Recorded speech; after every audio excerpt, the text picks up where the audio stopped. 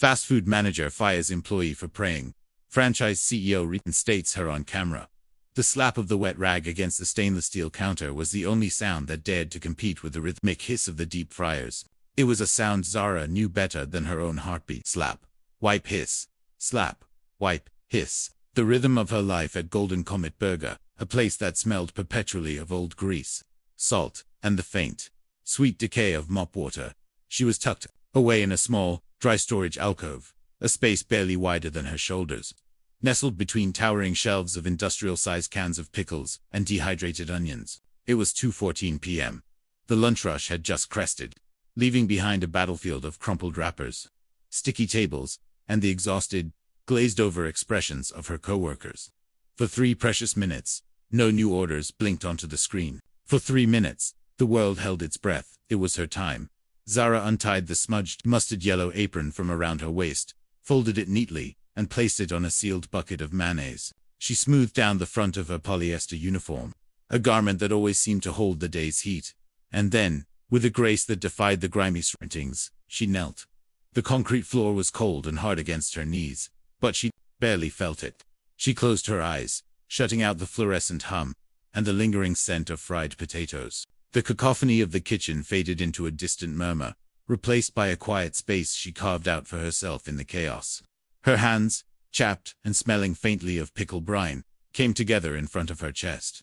Her lips began to move, shaping silent words that were not for this place, not for the people in it, but for an audience of one. She was praying for her mother, for the cough that had settled deep in her chest and wouldn't leave, for the medical bills that were piling up on their small kitchen table like snowdrifts, white and menacing. She prayed for strength, for a miracle, however small, a shifted double, a customer leaving a $5 bill in the tip jar. Anything, just a sign that she wasn't screaming into a void. She was so lost in her supplication, in the familiar, desperate cadence of her heart's plea, that she didn't hear the squeak of orthopedic shoes approaching. She didn't sense the shadow that fell over her. "What in God's name do you think you're doing?" The voice was sharp, acidic. It sliced through her quiet moment like a shard of glass. Zara's eyes flew open. Looming over her was Brenda, the shift manager, a woman whose face seemed to be permanently set in a scowl of curdled disapproval. Her arms were crossed, her name tag, Brenda Manager, pinned crookedly on her chest. I was just... Zara stammered, her hands falling apart. The connection was severed, the quiet space shattered. "I know what you were doing," Brenda sneered, her voice loud enough to carry over the hiss of the fryers. A few of the other kitchen staff, teenagers mostly, stopped their half-hearted cleaning and looked over, their eyes wide with a mixture of fear and morbid curiosity. "You were on the clock. My clock. Golden Comet's clock. This is not your church, your temple, your whatever. This is a place of business." "It was just for a minute," Zara whispered, trying to push herself up. Her knee joint protested with a dull ache. The rush was over. Nothing was on the board. Oh, the rush was over. Brenda's laugh was a dry, rattling sound. "So you decided to take a little holy holiday. In my dry storage. Do you see anyone else on their knees, Zara? Does Kevin look like he's meditating over there by the grill? Is Maria chanting by the milkshake machine?" Heads turned. Kevin, a lanky 17-year-old, suddenly became intensely focused on scraping the grill, his ears burning red. Maria fumbled with a stack of clean trays, pretending she hadn't heard. This was the Brenda show, and no one wanted a supporting role. "This is a workplace," Brenda continued, stepping closer. Her shadow engulfed Zara completely. "We are here to flip burgers, salt fries, and provide service with a smile. We are not here to get on our knees and beg for sky magic from some invisible man in the clouds. It's unprofessional. It's weird, and it's making the other employees uncomfortable." "No one said anything," Zara said, her voice finding a sliver of courage. She was standing now, but Brenda's physical presence forced her to stay backed against the shelves of pickles. "They don't have to." Brenda jabbed a finger toward the main kitchen. "This is a team. Your little ritual. It's a disruption. What if a customer had walked back here looking for the restroom? What would they think? That this is a cult? That we're sacrificing goats next to the walk-in freezer?" The absurdity of the imagery goat sacrifice at Golden Comet Burger have been funny, but the venom in Brenda's tone killed any humor. This wasn't about company policy. This was personal. Zara could feel the heat of a deep, inexplicable rage radiating from her manager. "I'm sorry," Zara said, her voice tight. It won't happen again during my shift. Oh, you're damn right it won't, Brenda said, her eyes narrowing to slits. She took a step back, a cruel smile playing on her lips. She was no longer just talking to Zara. She was performing for the rest of the crew, establishing her dominance. Because you don't have a shift anymore. The words hung in the greasy air. The hissing of the fryer seemed to grow louder, filling the sudden, shocked silence. What? Zara breathed. You're fired, Brenda announced, her voice ringing with a terrible finality. Effective immediately. Your personal prayer time is now officially over. You can do it on your own time. All of it. Go get your things. I want you out of my store. Humiliation washed over Zara in a hot, sickening wave. It was one thing to be fired, another to be flayed open like this. In front of everyone, she could feel their eyes on her, a dozen pinpricks of pity and fear. She saw it on their faces. Better her than me. They were silent bystanders to her execution, complicit in their quiet relief. She didn't protest, she didn't argue. What was the point? Arguing with Brenda was like arguing with a hurricane. You just had to let it pass, and hope you had something left to rebuild. With as much dignity as she could muster, she walked past her manager, her gaze fixed on the floor. She could feel Brenda's triumphant stare burning into her back. She grabbed her worn backpack from the cluttered break room, a room that smelled of stale coffee and crushed dreams. She didn't look at anyone as she walked through the kitchen, and pushed open the swinging door that led to the front counter.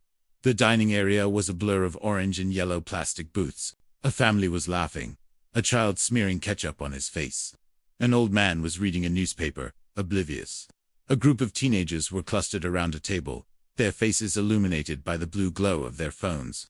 One of them, a girl with bright pink hair, looked up as Zara walked past, her eyes tracking the silent, miserable girl in the polyester uniform heading for the door. The girl's thumb hovered over her screen. Zara pushed the glass door open. The bell above it chimed, a cheerful, mocking sound. Then she was outside, and the sounds of the city, the traffic, the distant sirens, the chatter of pedestrians, rushed in to meet her. She took a breath, and for the first time since kneeling in the alcove, the tears came. They were hot and bitter, and they tasted of salt and grease and the utter, crushing weight of being fired for a moment of faith. The walk home was a study in misery. A cold, persistent drizzle had begun to fall, plastering her thin uniform to her skin. The city lights blurred through her tears, smearing into long, abstract streaks of neon and white. Each step was heavy, each splash of a passing car a fresh insult. The Golden Comet Burger slogan, emblazoned on a bus stop ad, seemed to mock her personally. Taste the happiness. There was no happiness, only the damp chill that was sinking into her bones, and the hollow ache in her chest, where her prayer used to be. Her apartment was in a rundown 3-story building, the kind where the landlord's only communication came, in the form of curt, all-caps notes taped to the lobby door. As she trudged up the creaking stairs, fumbling for her keys, she saw it, a flash of angry red paper stuck to her own apartment door, just above the peeling paint of the number to be. It was an eviction notice. Final notice of eviction. The words were stark, brutal. It stated, in cold, unforgiving legal terms, that she and her mother were 2 months behind on rent and had 72 hours to vacate the premises. Zara's legs gave out. She didn't fall so much as fold, slumping down against the hallway wall. The rough texture of the plaster scraping against her back. The eviction notice, the firing, her mother's illness, it all coalesced into a single, unbearable point of pressure in her mind. It was too much. The universe wasn't just indifferent, it was actively hostile. She rested her head against her knees, the dampness from her hair seeping into her jeans. The sobs that escaped her were no longer quiet or dignified. They were raw, ragged things, torn from the deepest part of her. She had prayed for a sign, for a small measure of grace, and this was the answer: disgrace, dismissal, and displacement. Her faith felt like a fool's bet, a childish belief in a fairy tale, while the real world, with its sharp edges and unforgiving rules, closed in around her. This was it, the bottom. There was nowhere lower to go. She was a jobless, soon-to-be homeless daughter of a sick woman, and the one thing she had leaned on, her faith, had just been kicked out from under her. For a long, dark moment, she let the despair consume her. It was easier than fighting. It was a dark, quiet blanket. But then, something shifted. Deep beneath the layers of shame and fear, a tiny, resilient spark flickered. It was the memory of her mother's voice, weak but stubborn, From that very morning. Don't you worry about me, Zuri. You just go and be the light. Someone has to be. Be the light. How could she be a light when she was drowning in darkness? She reached into her backpack, her fingers closing around her wallet. Inside, tucked behind her crumpled ID, was a small, creased photograph. It was of her mother, taken years ago, before the illness. Her mother was smiling, her eyes bright with a fierce, unyielding love. It was the smile of a woman who had faced down her own demons and won. Zara looked at that smile, at the unwavering strength in those eyes, and her own spine began to stiffen. The sobs subsided, replaced by a slow, burning anger. Not the hot, destructive anger of Brenda, but a different kind, a cold, clarifying fire. Brenda had not just fired her. She had tried to extinguish that light. She had tried to make her feel small and ashamed for holding onto a piece of herself. The world had answered her prayer with a slap in the face. Fine, then she would turn the other cheek. But she would not bow her head again. She would not let them break her dot. She wiped her tears with the back of her hand, leaving a grimy streak on her cheek. She took a deep breath, the air tasting of rain and determination. She stood up, her legs still trembling, and looked at the red notice on her door. It was just paper. Brenda was just a person. These were obstacles, not endings. Her mother was waiting for her inside. And her mother needed a fighter, not a victim. The prayer had been a plea for strength. Maybe, she thought with a sudden, startling clarity, the strength wasn't something to be given. Maybe it was something to be forged. Forged in the fire of moments, exactly like this one. Unbeknownst to Zara, as she stood in that dim, damp hallway, gathering the shattered pieces of her resolve. A different kind of fire was already beginning to spread. The girl with the pink hair, whose name was Maya, hadn't just watched Zara leave. She had been recording. Her phone, a sleek new model with a high-definition camera, had captured everything from the moment Brenda's voice had cut through the kitchen. It had captured Brenda's snarling face, the fear in the other employee's eyes, and Zara's quiet, devastating walk of shame. Maya wasn't a journalist. She was a 16-year-old with 30,000 followers on TikTok, who posted a mix of dance challenges, makeup tutorials, and occasional unfiltered slices of life she found interesting. And the scene at Golden Comet Burger was more than interesting. It was raw. It was unjust. It was, she thought, with the instinct of a digital native, perfect content. She didn't even edit it. She uploaded the full, shaky 2-minute clip directly from the restaurant booth. She added a simple, powerful text overlay. Manager at Golden Comet Burger fires girl for preying on her break.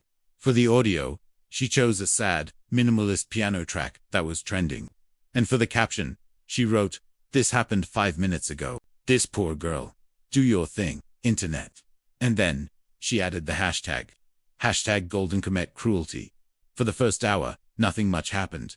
A few dozen of her followers liked it. A handful of comments appeared. "Oh my god, that's awful. What? A Karen. That manager should be fired."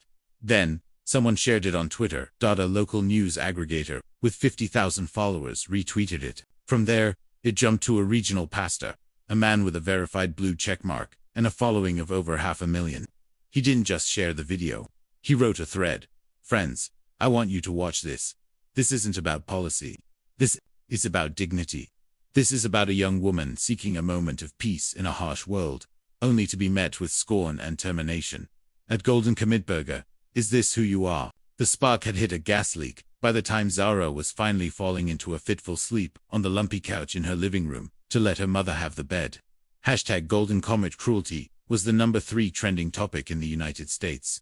The video, stripped of its sad piano music and now presented as raw footage, was everywhere. It was on Reddit's Our Public Freakout, where it rocketed to the top with tens of thousands of commenters, using freeze frames and digital zoom, had identified the exact location of the restaurant from a calendar visible in the background. They had found Brenda's full name. Her Facebook profile, set to public, was unearthed. Photos of her on vacation, smiling with a drink in her hand, were now plastered across the internet, captioned with vicious, hateful comments. The viral wave was no longer a ripple, it was a tsunami. Major news outlets began writing articles. Forbes ran a story titled, "How a 2-minute TikTok video ignited a PR nightmare for Golden Comet Burger." Influencers, celebrities, and politicians started to weigh in. A famous NFL quarterback, known for his outspoken faith, tweeted, "I used to love your burgers. At Golden Comet Burger, used to hashtag Golden Comet Cruelty, a progressive congresswoman, posted, "You don't have to be religious to see this as a gross abuse of power. We must protect our workers from humiliation and arbitrary cruelty." The corporate headquarters of Golden Comet Burger, a gleaming glass tower in Chicago, went into full-blown panic mode. The switchboards were lighting up with furious calls. The corporate email server crashed. Their social media accounts were a raging inferno of angry emojis and promises of a lifelong boycott.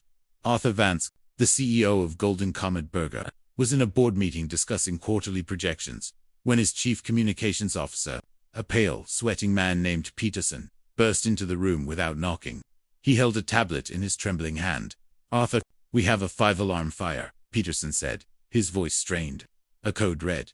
He played the video. The boardroom, filled with men and women in tailored suits, fell silent. They watched the shaky footage. They saw Brenda's face, twisted in a mask of contempt. They saw the other employees frozen like startled deer, and they saw Zara, a nameless, faceless girl, in a cheap uniform, being publicly humiliated. They didn't see a disgruntled employee. They saw a symbol. They saw their brand, their carefully cultivated image of family-friendly, all-American fun, being set ablaze. "Who is the manager?" Vance asked, his voice dangerously calm. "Brenda Hatcher, store 4482, in Oakwood," Peterson supplied, reading from the tablet. "Fire her," Vance said immediately. "Release a statement. Apologize for the unfortunate incident, and reaffirm our commitment to a respectful and inclusive workplace." "Standard procedure. We've already done that, Arthur," Peterson said, swiping on the tablet. "It's not working. People are calling it a hollow, corporate non-apology. They're saying we only fired her because we got caught. The stock is already starting to dip in after-hours trading." Vance stood up and walked to the vast window that overlooked the city. For a moment, he just stared out at the skyline. Arthur Vance hadn't gotten to be the CEO of a multi-billion-dollar franchise by following standard procedure. He was a creature of instinct, a shark who knew when the blood in the water was his own. A simple press release wouldn't quench this fire. This required a spectacle. It required a narrative shift. They couldn't just be the corporation that punished the villain. They had to be the corporation that redeemed the hero. "Find the girl," Vance said, turning back to the room. His eyes were flinty. "Find Zara. I don't care what it takes. Get her name, her address, her life story. I want to know everything about her. And get the jet ready. We're going to Oakwood." Brenda Hatcher sat in her dimly lit living room, the blinds drawn, the television off. The only light came from her laptop screen, which cast a ghoulish blue glow on her stunned face. For the past 6 hours, she had been watching her life unravel. In real time, her phone had been vibrating non-stop with calls from unknown numbers, until she had finally shut it off. Her email was a cesspool of hatred. Her Facebook wall was a digital witch burning. Strangers were leaving 1-star reviews for the dental practice of a different Brenda Hatcher in a different state. Her world, once orderly and controlled, had been shattered into a million angry pixels. The call from corporate had been brief and brutal. She was terminated, her severance voided due to gross misconduct and actions detrimental to the brand. She was an outcast, a pariah, a meme. She was Burger Karen, the face of corporate cruelty. But as she scrolled through the endless torrent of hate, the articles, the furious comments, she wasn't thinking about the job or the money. She was thinking about Zara. She was seeing the girl's face, not in anger, but in quiet, focused prayer. And it was like pouring gasoline on a wound that had never healed. A year ago, almost to the day, Brenda had been on her own knees, not in a storage alcove, but on the cold linoleum floor of a hospital waiting room. Her daughter, Chloe, a vibrant, funny 15-year-old, lay in a coma in the ICU, struck down by a sudden, aggressive meningitis. Brenda had prayed. Oh, how she had prayed. She had bargained, pleaded, and screamed at God. She had promised to be a better person, to donate to charity, to never get angry in traffic again. She had prayed until her throat was raw and her knees were bruised. She had held on to her faith like a drowning woman clinging to a piece of driftwood. And for nothing. Chloe had died. The driftwood had splintered, and the current had pulled her under. Her prayers had echoed in an empty, silent heaven. World had moved on. Her husband tried to be supportive, but he didn't understand the cavern that had opened up inside her. Her friends offered platitudes. "She's in a better place," they'd say. "God has a plan." Their well-meaning words were like salt in an open wound. What plan? What kind of loving God would snatch a 15-year-old girl from her bed? Her faith hadn't just died, it had curdled into a bitter, resentful poison. And then, she had walked into that storage alcove and seen Zara. She had seen that serene, trusting face, that quiet devotion, and something inside her had snapped. It was a visceral, violent reaction. The sight of someone else's intact faith was an insult to her own immeasurable loss. It felt like a personal affront, a mockery of her own unanswered prayers. She hadn't been firing an employee. She had been raging at God. She had been trying to shatter Zara's peace because her own had been irrevocably destroyed. The knock on her door was soft, but it made her jump. She froze, her heart pounding. It was probably a reporter, or worse, one of the online crazies who had found her address. "Brenda, it's me." It was her husband, Mark. She had forgotten he was even home. She hadn't spoken a word to him since the corporate call. Slowly, she got up and opened the door. He stood there, his face etched with a deep, helpless worry. He held up his phone. On the screen was a news article. The headline read, "CEO of Golden Comet, to meet with fired employee, promises to make things right." The article included a picture of Arthur Vance, looking stern and decisive as he boarded a private jet. "They're turning it into a publicity stunt," Mark said softly. "They're going to make that girl a saint and you, the devil." Brenda just stared at the screen. She saw Vance's expensive suit, his confident posture. She saw the machine of corporate damage control grinding into motion. And she knew, with a certainty that chilled her to the bone, that she was about to be crushed under its wheels. But the most painful part was a small, traitorous thought that whispered in the back of her mind. "Good. Maybe I deserve it." Zara woke up to the sound of knocking, not the frantic, desperate sound she expected from a landlord or a sheriff, but a firm, polite, rhythmic rap. Her mother was still asleep, her breathing shallow but steady. Zara crept to the door and peered through the peephole. Two people stood in the hallway, a man in a suit that looked more expensive than everything she owned combined, and a woman in a sharp blazer, holding a tablet. They did not look like they belonged in her apartment building. She opened the door a crack. "Can I help you? Are you Zara Al-Amin?" the man asked. His voice was calm, but carried an undeniable authority. "Yes," she said, her heart starting to beat a little faster. "My name is Arthur Vance. I'm the CEO of Golden Comet Burger." Zara's mind went blank. The CEO, here in her hallway, it felt like a dream. "We're not the police, and you're not in any trouble," said the woman, giving her a reassuring smile. "My name is Sarah. I'm Mr. Vance's chief of staff. We just want to talk to you. May we come in?" Numbly, Zara opened the door wider. They stepped inside, their polished shoes looking absurdly out of place on her frayed, worn-out carpet. They took in the small, clean but shabby apartment, the threadbare couch, the stack of medical bills on the table. "Ms. Al-Amin, Zara," Vance began, his tone earnest. "I have come here today to offer you my deepest, most sincere apology. What happened to you at our restaurant was unacceptable. It was a violation of your dignity, and it does not represent the values of our company." Zara just stared at him, unsure of what to say. "We have terminated the manager involved," he continued, "but that's not enough. That corrects a mistake, but it doesn't heal the damage. I saw the video. The entire world saw the video. And I was appalled." He paused, his eyes meeting hers. "I would like to offer you your job back." Zara's breath caught in her throat. Her job. The greasy, minimum-wage job that she had both hated and desperately needed. "But not just your old job," Vance went on, as if reading her mind. "That wouldn't be right. We've created a new position. We'd like you to be our first-ever community and culture ambassador for the Golden Comet Cares Foundation. You would work with us to develop new sensitivity training programs, to ensure that every single one of our 50,000 employees is treated with the respect and dignity they deserve. The salary would be $75,000 a year." Zara felt the floor tilt beneath her. $75,000. It was an impossible number, a fantasy figure. It was more than she would have made in 5 years of flipping burgers. It was enough to pay for her mother's medical care. It was enough to get them out of this apartment. It was a life raft in the middle of a storm. "Furthermore," Vance said, his chief of staff tapping on her tablet, "our foundation would like to make a donation of $50,000 to the charity of your choice.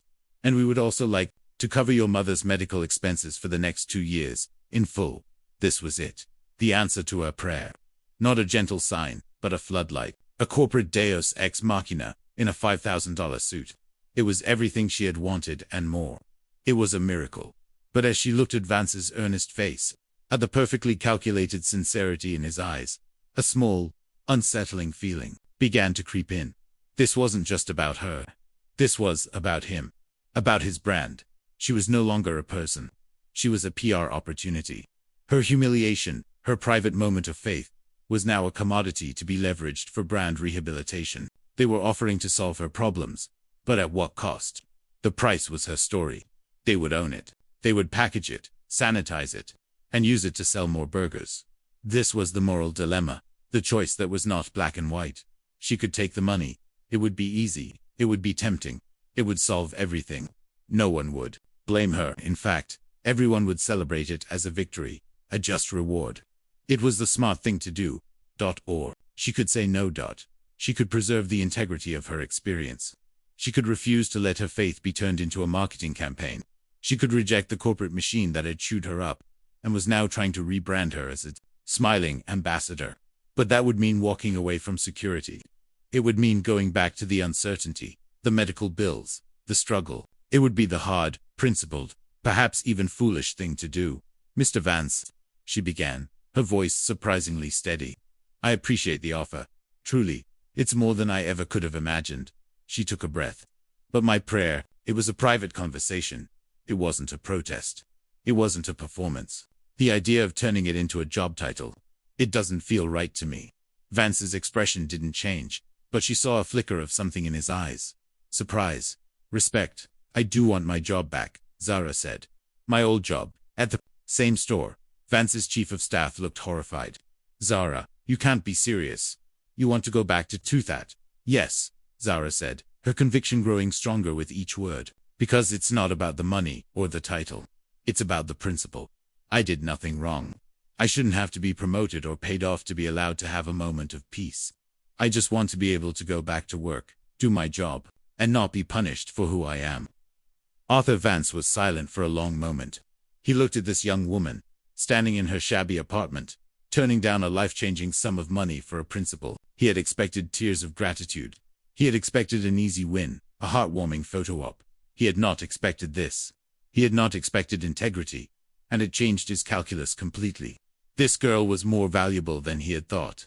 Not as a brand ambassador, but as something far more potent, an authentic symbol of grace. All right, he said slowly, a new plan forming in his mind. I respect that. More than you know. He turned to his chief of staff. Get the camera crew ready. We're still going to the store. But we're going to do this Zara's way.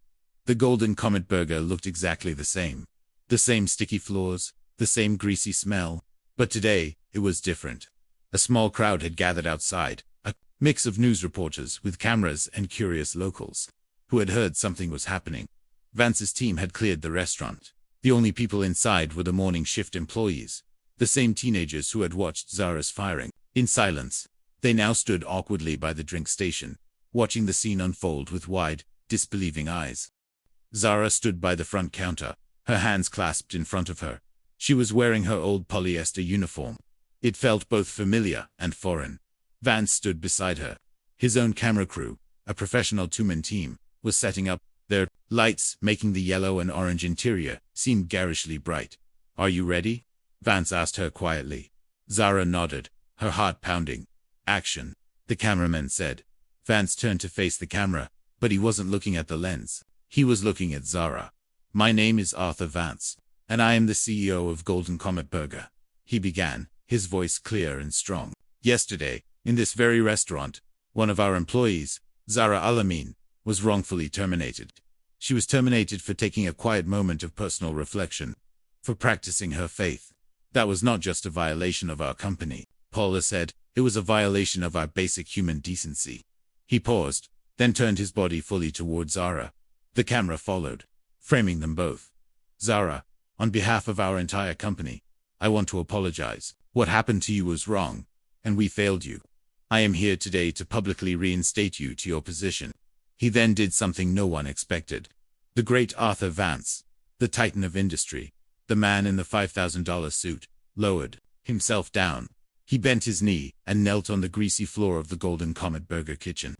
in the exact spot where Brenda had loomed over Zara just 24 hours earlier.